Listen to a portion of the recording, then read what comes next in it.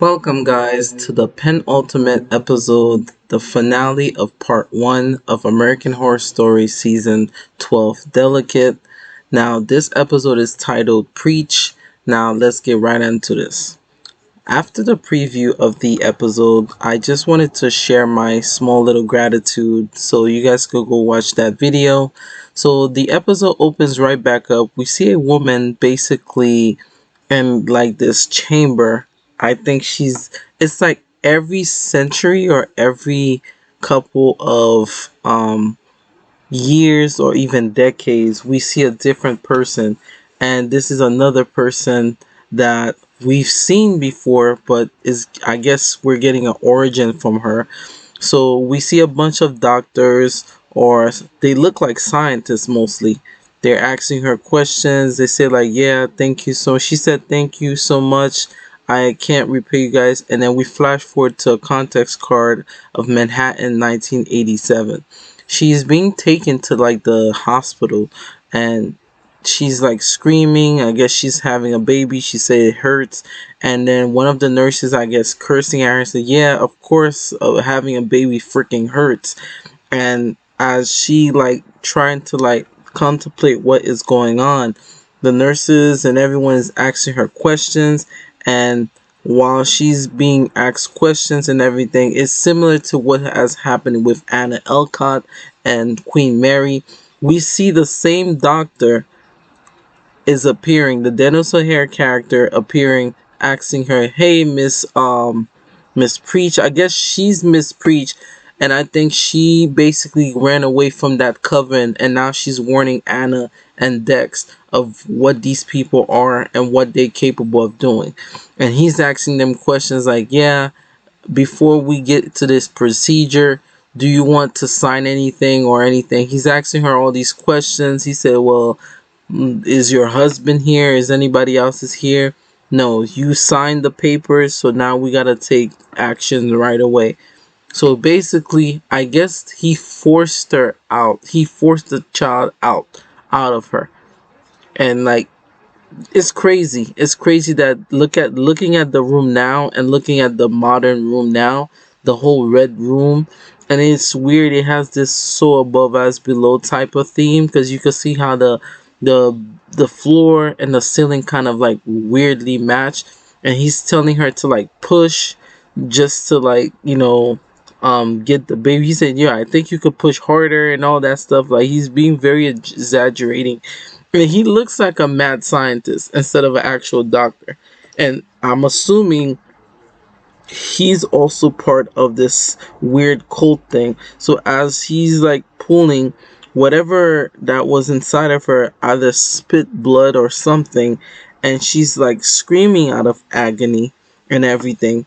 And he's not really focusing on, he's asking like, "Yeah, any other medics? I need some people to help me out."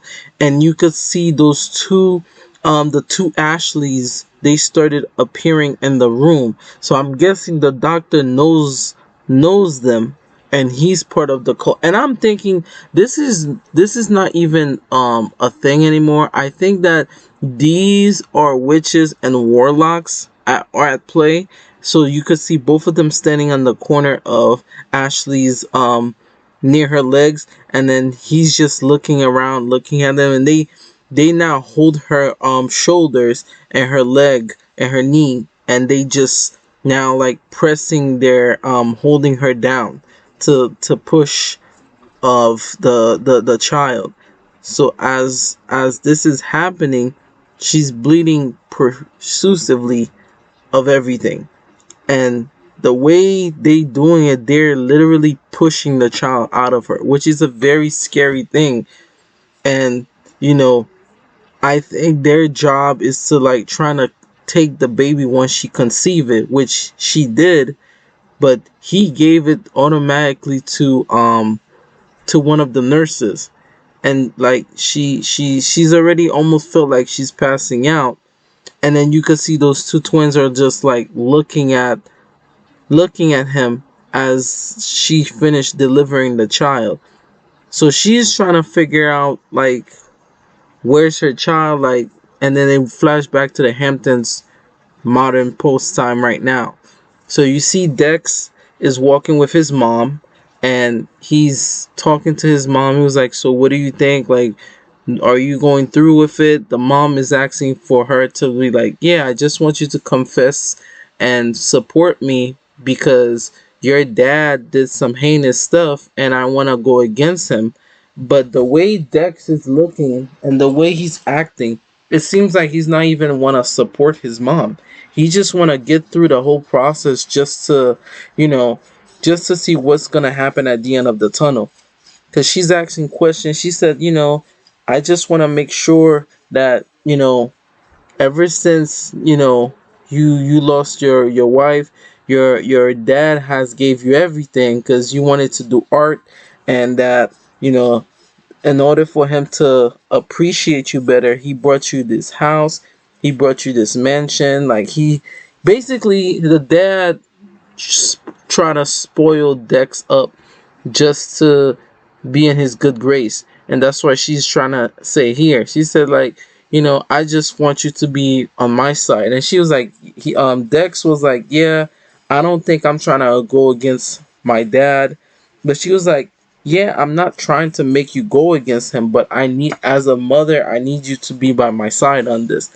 And then he was like, I don't believe in like all the things you spoke to me of. So it continues the conversation that they had when they were eating at dinner about the father being part of this weird satanic group, and that she's suing him for everything he got. But it seems like Dex is not really going along with that. And that's kind of creepy because there's a show that's called Down West, and literally the preacher literally sold his child, and eventually he probably bind his son to something, and the son don't even realize it yet. And the mom said something which was very shocking. She said, like, it's sad that some men don't even protect the people that even birthed them. And I think that rubbed Dex the wrong way, and he just left. And she was like, it's sad to see things like. So I guess the mom find a way to find someone else to help her with this whole process. So he just shook his head, was like, you know what, I don't really have time for this. And she just he just yeah, you could think what you want, but she was like, well, I am right. It's sad to see that, and you think that the men are supposed to be stronger. So the mom was like, I don't, with you or without you, I'm gonna find a way to figure this out on my own.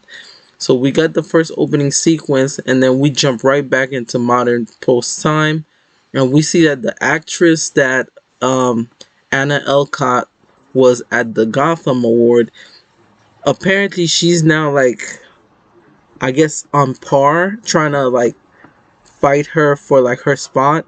And she ate some of the things that Elcott had in her hand, and Elcott was like, okay, well, that's weird. Anna was like, who the hell is that? Like, why she's in the same category as me? And then Kim Kardashian was like, what's your problem? Like, the Shaban is like literally saying like, what is your problem? She's like, no, this is my client too. Like, you're not my only client. So I suggest you stop overstepping your boundaries. So Shaban was like, well, that's really none of your business, but that is my client. So in a weird way, I think because Anna's trying to focus more on actually now focusing on a child, it seems like Shaban is slightly jealous. Like, she's not getting attention of Anna anymore. So it seems like now she's shifting her motive on Anna. She's making sure that, well, I'm just gonna focus on myself. And she say, well, don't be surprised. She say, why are you treating me like this? She say, well, guess what? We all have bills to pay. You're not just one of the clients that I have. So she said, yeah, I don't have time to be focusing on you right now. And she said, well, that's just how the world works. So Anna was like, so you're just gonna be acting like this? I thought we were good friends. She said, well, yeah, but you're not gonna overstep your boundaries with me. So it shows that Shaban is really hiding her true attention, and I could tell based on she's this probably type of person where she could snap at any minute. So you never know with her what she's planning on doing. Further on, we started seeing that, when she finished asking that, Shaban gave her like the same medicine that's like in these little glass cubes. They look like shots, but they're not. And she said, yeah, make sure you keep your energy up, like here. And then suddenly she has an appointment. The appointment is to go see, I guess, a person that deals with like medicine and stuff. But in the meantime, we see that Dex's mom finds someone to like go to the court with her, and the guy was just basically praising her, like, yeah, we need more women like you. Like, you need to fight more. Like, I can't wait to see you build a case and trying to defend other people. And I think this is in the right spot, to be doing what you need to be doing. In the same time, you could clearly see that Dex's mom, as well as Anna, they're having a same similarity experience, which I could tell that Anna, the old version of Anna was Dex's mom. Like, she's seeing things, she could physically sense things from being around Dex's dad. And while she's walking near the corner and while she's walking outside, suddenly she doesn't hear anything anymore. She's looking around, she's looking up and down, and it seems like the whole street, people just disappeared. And all she could start hearing is like dogs barking, right? She started seeing this dog barking out of nowhere. She's hearing these voices, these laugh. And then when she's like turning around, it seems like she just got jumped right into a different time. And as she's looking around, and then she looks, and when she like looks closer, she see these two goats. They're like humming, and they like looking on the floor and everything, which is very creepy. And the silhouette zooms back, we see the same twins, but this time it's four of them. So I'm assuming we already know the two Ashleys. There's two more people that we need to see, that I think that might be one of those Ashleys besides the two Ashleys that we know. And they're laughing at her, and then she looks like she's about to have a mental breakdown. So she ran off, and then when she ran off, she got right back to like the timeline where she was. And then when she's looking around, she's seen, and she could see one thing. And then when she looked closely, Dex's mom, she finds Miss Preech, which is the same lady that has been warning everybody, including Anna, from the very beginning, which we thought she was the actual villain, but she wasn't. She was actually the person that's been warning Anna, as well as Dex's mom, which I guess she's the one that's like the therapist, but also the conspiracist, which I think she started talking to them. She started talking to Dex's mom. They went on a dinner, and she's explaining to them, like, listen, I'm trying to warn you. I'm trying to warn everything. And I've been trying to find ways to communicate with Anna, but she's not. It's hard to approach her at this moment because what these people are doing, she mentioned, are very evil. And Preech is emphasizing this because she said she even put hints on these things online to make sure that people believe her, you know, to not deal with what's been going on. But they don't even believe what she. It goes to show that people will call people conspiracy theorists until things really start hitting the fan, and then they want to believe and want to start researching about what's been going on. She's looking, she said, like, ever since I came back, I've dealt with so much. She said that, in order for her to even come back from where she is now, she had to literally fight. And this lady came up to her, and it goes back to the flashback from the very part of the episode that she was the woman that they offered the baby to.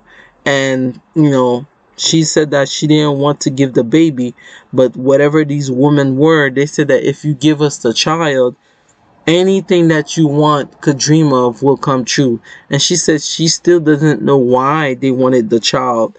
And she said, like, are you sure about that? Like Dex's mom was like, are you sure this is what she said? Yeah, I try my best to like cultivate facts about these people. And she said that one of the biggest link I realized is that it's not even your father, it's your son. Your son is one of the key players that is in this whole shebang, that your son is in danger and his wife is in danger, and that if you find a way to deal with that, you have to find a way to connect the dots. She said that, she's trying her best, but eventually it seems like the son was part of this group, and eventually instead of her marrying, instead of him killing or hurting Anna, I guess they fell in love. So now the son is now not used to them anymore. So it goes to say the Dex is part of some weird shit right now. Like,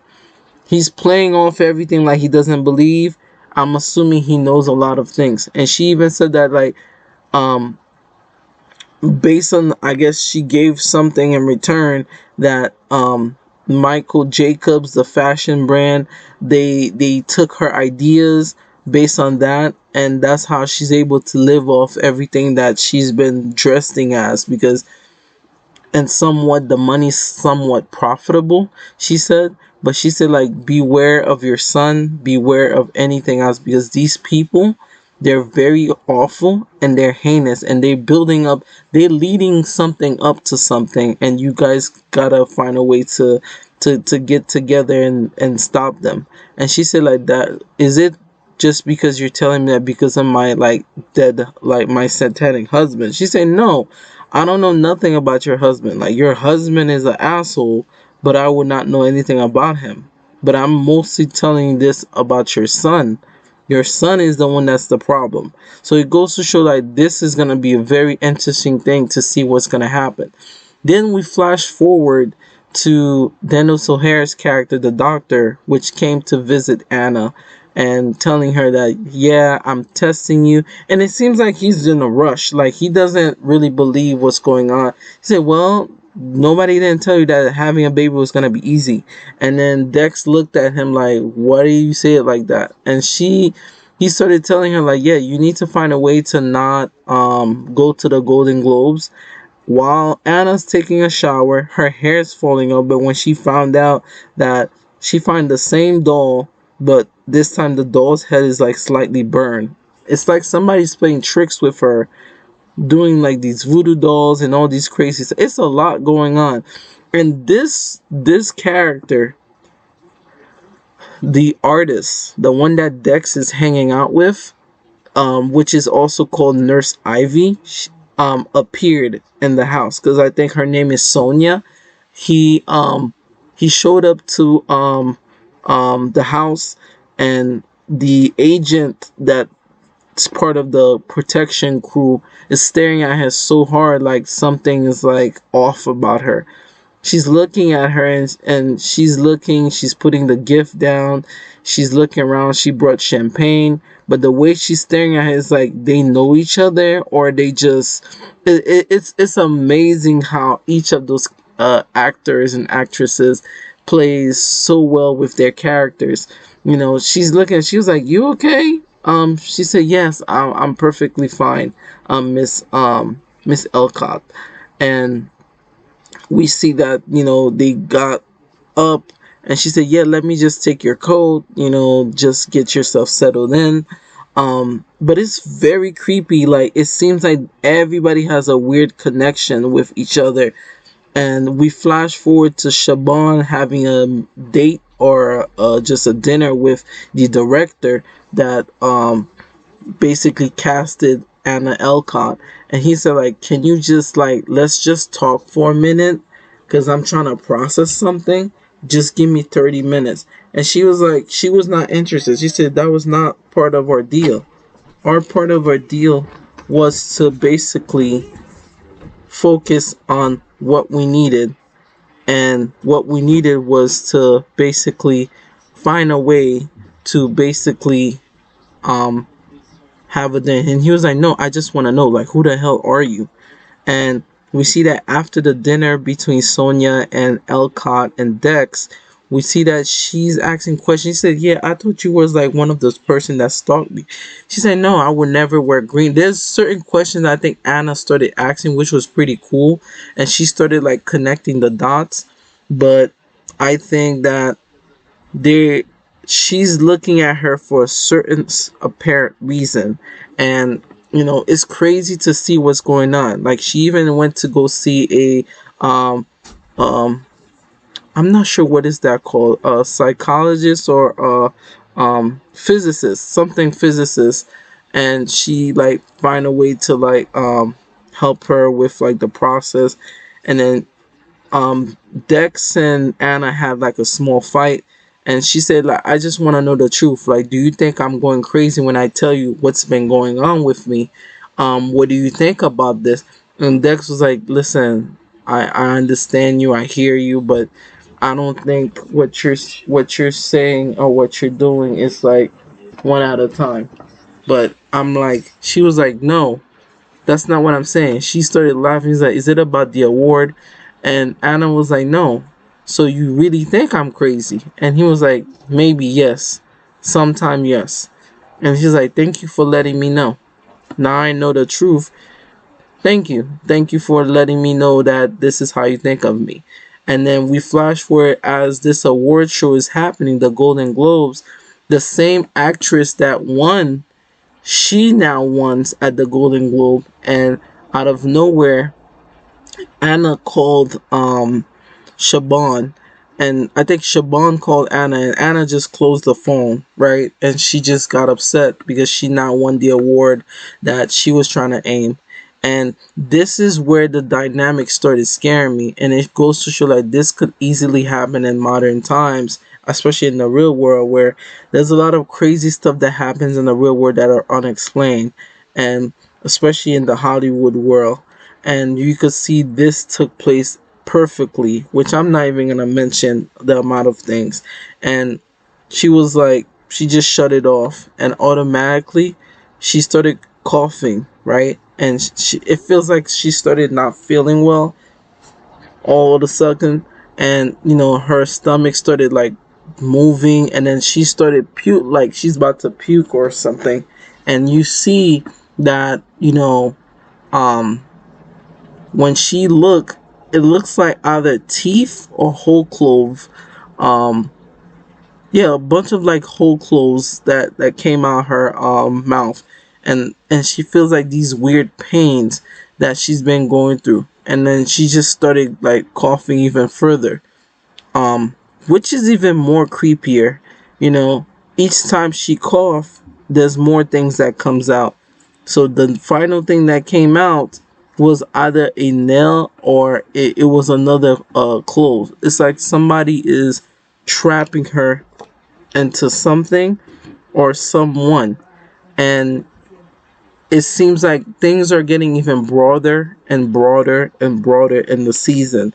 And when she looks around, she sees that the door is like, it looks like it's moving or it's calling to her, and she trying to approach it, right? She's moving, she's crawling to Anna's crawling to approach the door, and she's hearing all these things, and not to mention that it felt like she was those things were speaking in Latin instead of like regular gibberish. This time you could hear things much and much clearer. And she's looking up, she's trying to figure out like what is the position of this. And then she looks up and she sees like the camera, the red camera is like zooming in at her. And it felt very weird. It felt very weird because it's like we don't know what's going on. All of a sudden her phone started ringing, and Anna went to go pick it up right away, and it's Shaban. And Shaban calls her and started telling her she said, well, congratulations, aren't you gonna like find a way to congratulate your new star? And she was like, okay, how much do you want? Like, do you want an Oscar? Do you want an Emmy? Do you want it more than the child?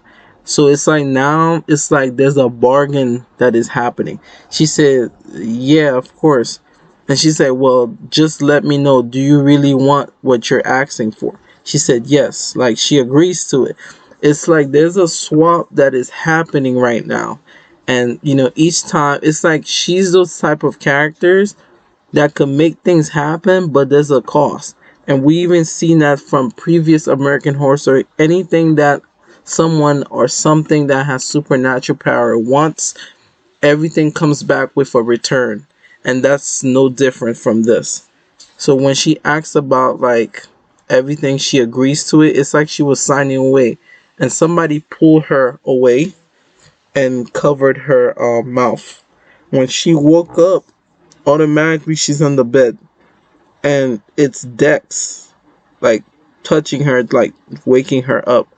And I'm telling you this right now, Dex is one of those witchier things. So when she woke up, we started looking at we started looking at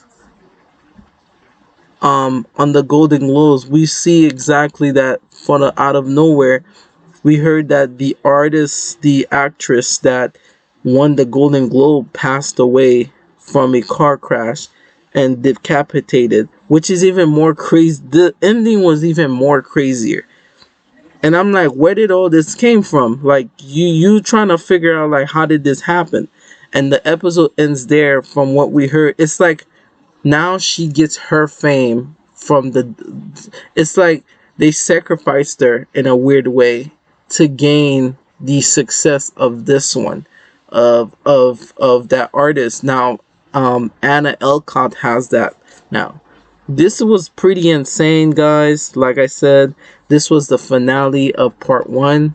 Amazing episode. Just I'm in shock still. I will give my entire review probably next time we see each other and where the season rank. Bye bye, guys.